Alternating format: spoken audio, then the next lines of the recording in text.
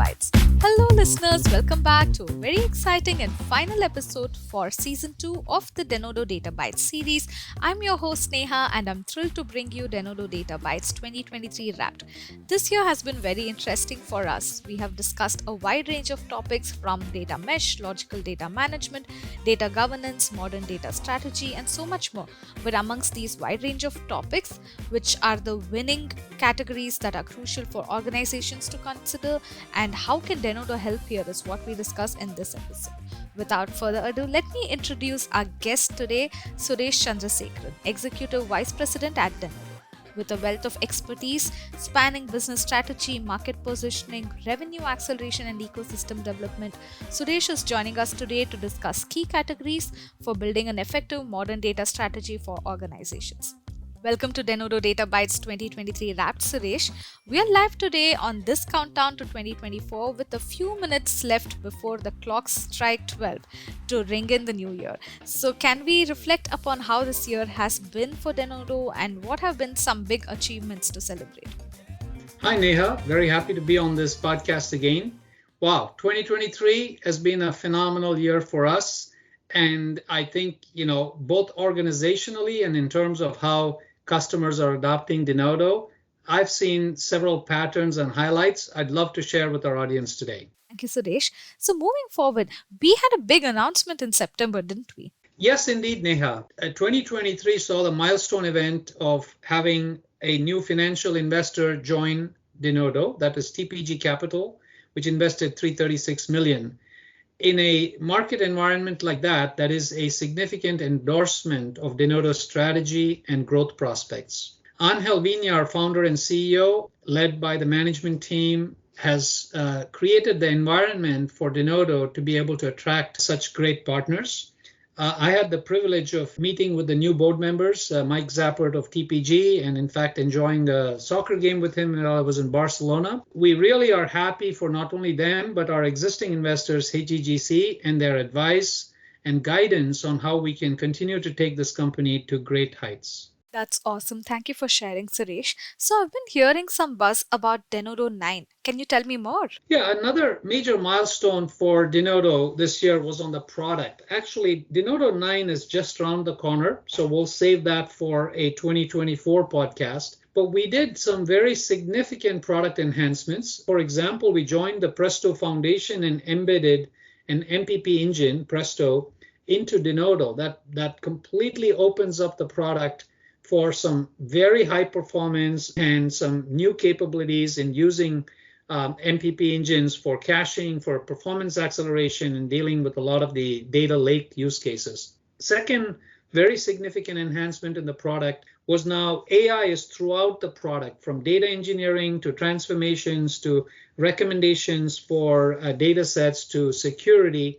And in fact, we released our first ChatGPT integrations where Denodo can now respond to natural language queries, translate them into SQL, explain them. So, even less technical people can interact with Denodo using these kind of natural language queries. Another important development was the offering of Denodo as a managed service, which allows more companies to adopt this technology without having to worry about the staffing, et cetera, to stand it up and maintain it. And another one that I'm personally very excited about is, everybody is talking only about the capabilities. Denodo is also paying a lot of attention to the costs of managing data. So we've incorporated FinOps dashboards that give a very clear picture of how data costs that can be controlled and managed across a wide range of.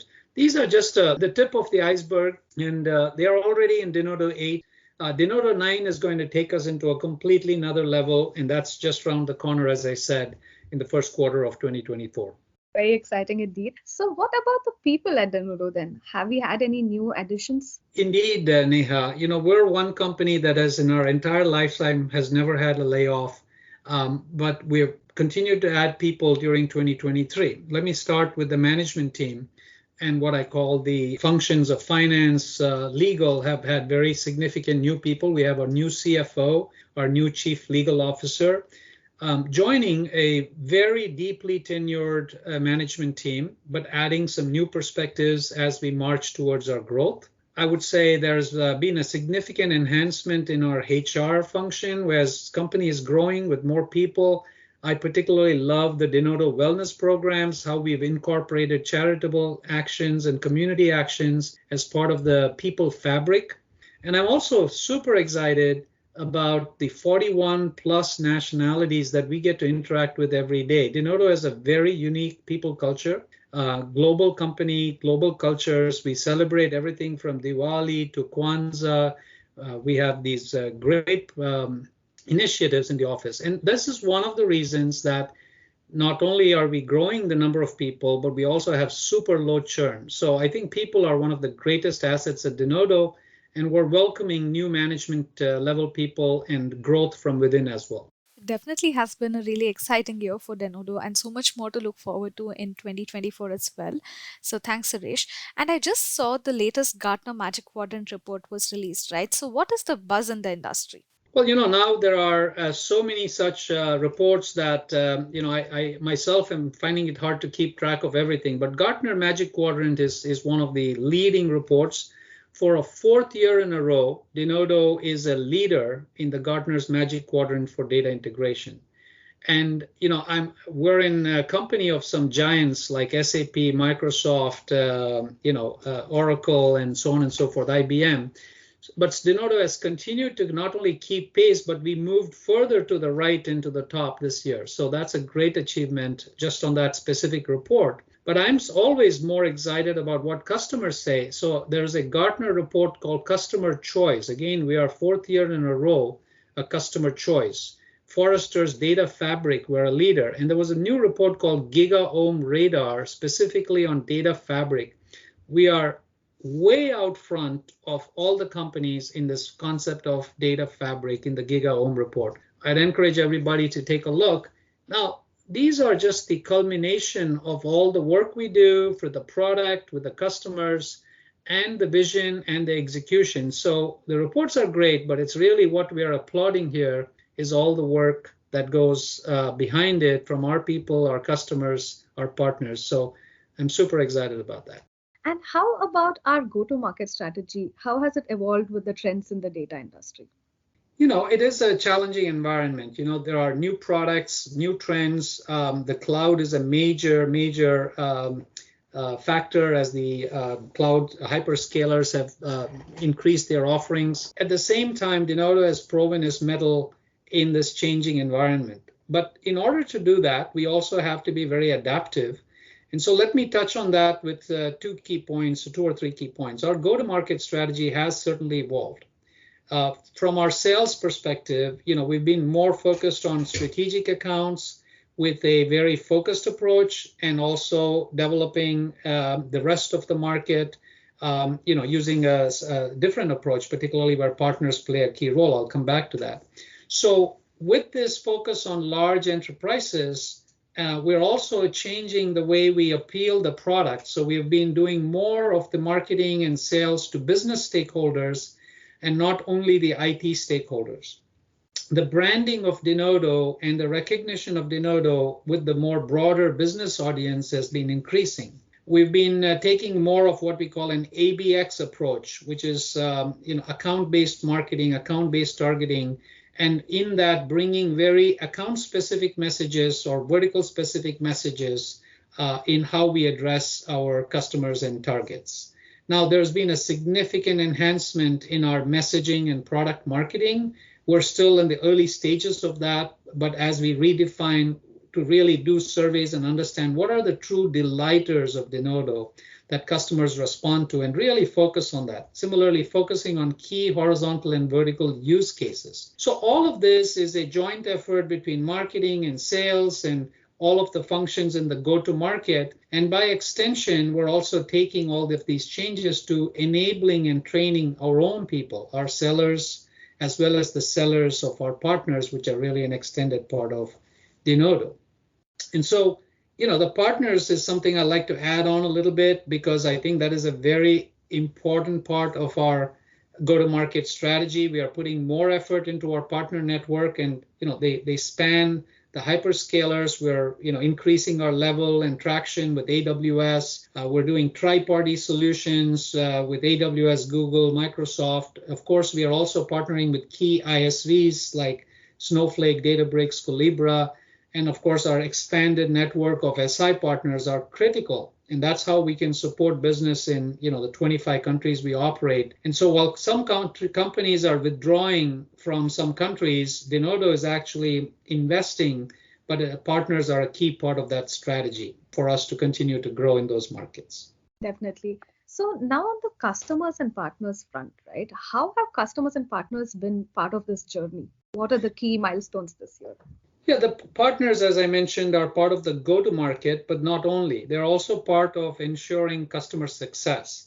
So let me talk about customer success. Denodo had the reputation of having fantastic support, but we've kind of grown from that base to building out a very strong customer success teams, which has customer success managers, technical account managers, solutioning people, and we've laid out a set of advisory types of capabilities that customers can take advantage of as part of their being the subscription to Denodo. This is actually resulting in a tremendous expansions and discovery of new areas within each of our existing customers to leverage Denodo, and we're seeing a lot of success with expansions. We're also seeing that in the way that customers participate. We've had probably about a dozen product advisory councils this year, and customers are just absolutely amazing us with the insight they have and the requests they have for how they want to see the product evolve. More than 50% of our product evolution is driven by the customers. We had 4 data fests, which is Denodo's customer and market event in Japan, Singapore, Europe, and North America, and those were fully attended not only by customers and prospects, but also several of our partner community. And lastly, this year in 2023, we launched our regional user groups and the community of Denodo users. We launched Denodo in education, and we set up some awards for college students. So we're not only working with current customers, but future customers and future customers who are just attending college now. So it's kind of a large community, and we want to be part of their success, and they want to be part of our success. That's exciting. And finally, before segueing towards the next part of our discussion, what is the most exciting customer news for 2023? Well, for me, it's always about the customer and the business value we drive for them. As I mentioned earlier, we are pivoting a little bit more to the business audiences and stakeholders, which means we not only need to think about the technology, we need to think about the use cases, then more specifically use cases within certain verticals, but more generically the horizontal use cases and the business value we drive for them. So, our use cases are quite broad, but they can also be very specific. Denodo is a logical data management platform, so it serves data for informational use cases, analytical use cases, operational use cases, and data management use cases. But, there are a few that stand out that have really been the engines of our growth. Awesome. It looks like it's been a wonderfully productive year for Denodo then. Yes, every year brings new challenges, but this has been a very productive year. And I think we have also, I feel like we have retooled well for what the future challenges we will face as we continue our growth. Like every other company, the past is great, but the future is even more exciting. Speaking of a brighter future, now, Suresh, I know how much you love working with customers from all over the world, like you were just mentioning during our last section. Why don't we take the final minutes of 2023 and make it a customer use case countdown? So before we start, how about we discuss some key categories that are, the basis of building a foundational data strategy for organizations. So on number 5, we have centralized governance, risk, and compliance. Can you tell us more about how customers are benefiting from it? Yes, I think we've picked 5 use cases to lead with in 2023 and 2024. The first one is governance, risk, and compliance. The key personas that face this challenge are the chief data officers, the heads of risk, which could mean privacy, sovereignty, compliance, sustainability, and the CFO. And these use cases target data privacy, data security, regulatory reporting and auditing, sustainability, or what's called ESG, environmental sustainability, risk management and analytics. And these are the use cases, a broad set of use cases, but they all fall within the risk and compliance area. I'll also throw in an example or two here. As you said, I love working with customers. The largest bank in Canada, JP Morgan Chase, which was also our partner in the financing round, Nomura, they all have the need to have a single view of financial market data. And from that, they can manage, and they may have very diverse holdings in multiple countries. But if they can bring all that together, the firm has a very global view of risk, a global view of not only market risk, financial risk, credit risk, counterparty risk. And this is how that's a good example in the financial services and regulatory perspective on risk. We just had another great customer that I visited in Australia and New Zealand, Asahi Beverages, and another customer in Germany, Festo, that are building green energy dashboards and ways of minimizing the impact of their operations on the environment. In a different way, it's compliance, which is also very, very exciting for us. Very exciting indeed. Thanks, Suresh. So on number 4, we have improving operational efficiency, agility, and resilience. We all know operational efficiency and agility are paramount for business success. So can you discuss why this is important for organizations? Well, one of the key value drivers is reducing cost, increasing capital utilization, which is really what this is about, improving operational efficiency, agility, and resilience. Again, the key personas that we target for this kind of use case are the chief operating officer or the line of business operational heads and the CFO again. And we provide data services for intelligent data apps, data sharing, data marketplaces. I mentioned earlier this idea of FinOps. How do you manage the operational cost of data management? That is from within the data management function. But when you also look at how we supply data for supply chain automation, back office automation, or providing reports on reducing operational cost, putting data in the hands of users so that they can be very mindful of how to improve the cost structure of the company. Those are some of the things that fall within this category. There's a fantastic case study, a customer that has also expanded significantly, Hastings Deering, one of the largest distributors of Caterpillar and earth-moving equipment, where they provided a data marketplace that is now providing information in the hands of everybody for optimizing working capital, reducing supply chain bottlenecks, and improving the customer response times across many different business functions. Another great example of operational efficiency was Indonesian Stock Exchange that talked at our Data Fest about creating up-to-date real-time market data and improving the efficiency of their transactions and the difference between the spreads between ask and buy. So there are many examples of how we're doing this to improve operational efficiency. Thanks, Suresh. And now moving forward, IT infrastructure and modernization is not far behind on number 3. So modernizing IT infrastructure is a cornerstone for staying competitive, right? So how are IT leaders driving this transformation to meet evolving business needs? Yeah, IT infrastructure modernization, some people call it application modernization. Some people are moving their data stacks into the cloud. And this includes many trends I'll come to. The personas that we target here are the CIOs, enterprise architects, and the heads of IT. And while at first it might look like it's more of a technical use case, the impact that it has on the business is quite significant. So we're talking about use cases around data fabric, data mesh, cloud modernization, replacing legacy applications and systems, and optimizing what you have in the data lake, enabling hybrid multi-cloud analytics, what you do when you have mergers and acquisitions to quickly consolidate information from multiple companies, and certainly Gen AI adoption, which of course touches many things, but particularly modernizing the entire stack. So this is what is demanded from the IT leadership, and we're delivering that. How are we delivering that?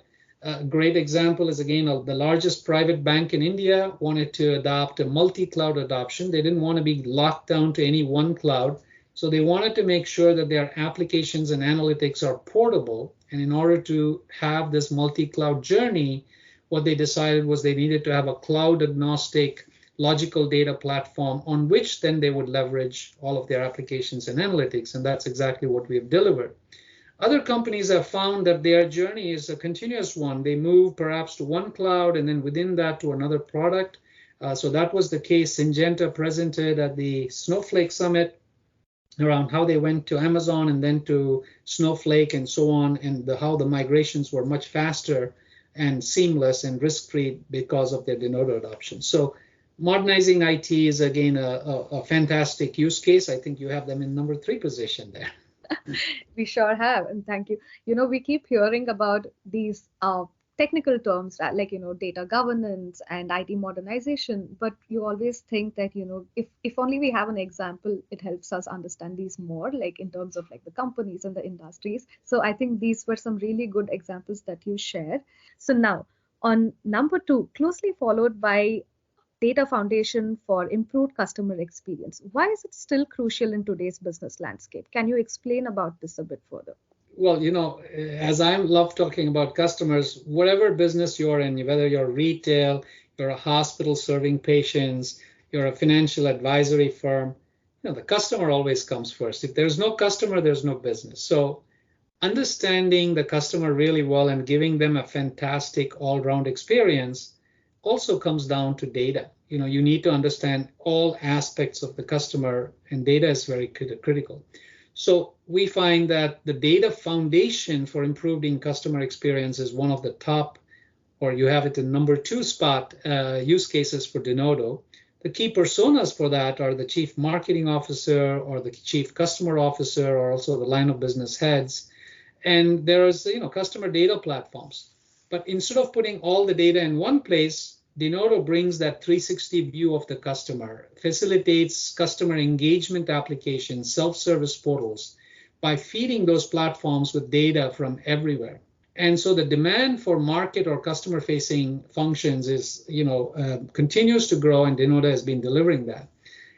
In this area, I had saw the presentation by ABN AMRO, which is also in the National Postcode Lottery, which are both based in the Netherlands, and how they've used Denodo to what they call customerize their entire organization. So every aspect of their operations are customized as to they have a lens of the customer to look at their operations, which means bringing data from all of the options. Another personal favorite use case in this area is DaVita. DaVita is one of the largest kidney dialysis provider companies, and they improved the patient experience significantly by understanding the patient, understanding the facility which the patient had a scheduled appointment, and understanding the provider or the technician or the doctor and their skills. So this 360 view of patient combined with 360 view of facility and 360 view of provider made sure that every experience and interaction the patient had were perfectly matched for exactly what outcomes that the patient was looking for. I love that use case. It really is very interesting. Thanks, Suresh. And now, with a few minutes remaining until midnight, coming in hot as the final category of the year is data self-service on data democratization. How does enabling self-service and agile business intelligence contribute to a modern data strategy for organizations? Can you discuss a little bit about this? Yes, I do like that you picked that as the top one. I would agree with that because, look, there's just so much data that is unused.